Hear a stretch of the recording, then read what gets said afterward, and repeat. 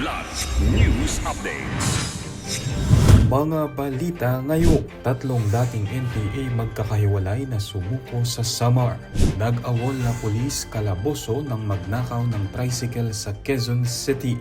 Pamamahagi ng uplift assistance sa Group 2 beneficiaries sinimulan na ngayong araw. Ako po si Cesar Soriano para ihatid ang mga nangunang balita sa buong kapuluan ngayon. Tatlong miyembro ng Communist Terrorist Grupo CTG ang voluntaryong sumuko sa mga otoridad sa Eastern Visayas sa magkakahiwalay na insidente noong Hulyo 17 at 19. Sa oras Eastern Samar, sumuko si alias Obet, 42 anyos na magsasaka at miyembro ng milisya ng bayan sa ilalim ng Yakal Platoon ng EVRPC.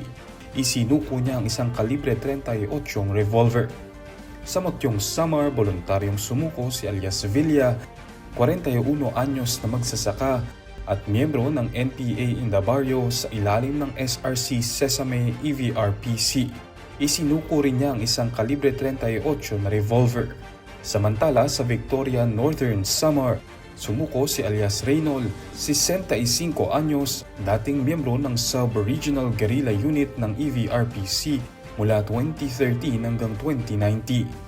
Ayon sa pulisya, ang mga pagsukong ito ay bunga ng pinaigting na kampanya ng pamahalaan laban sa insurensiya at ng patuloy na pagsisikap na hikayatin ng mga rebelde na magbalik loob sa batas.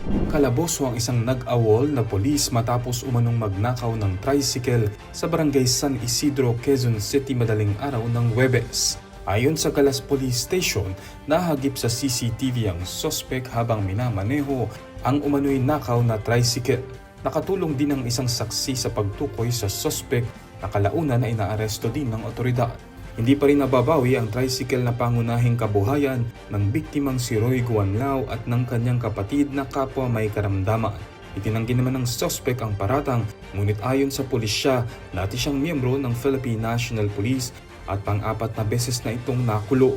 Nasa kustodiya ng Galas Police Station ng suspect at nahaharap sa kasong paglabag sa New Anti-Kidnapping Act of 2016. Nagsimula na ngayong Hulyo 20 ang pamamahagi ng uplift assistance para sa Group 2 beneficiaries sa iba't ibang bahagi ng bansa. Tumanggap ang mga benepisyaryo ng tig 2,000 pesos na cash assistance sa mga payout site kabilang ang Mandaue City, Pateros, Makati, Marikina, Calamba at Cagayan de Oro City.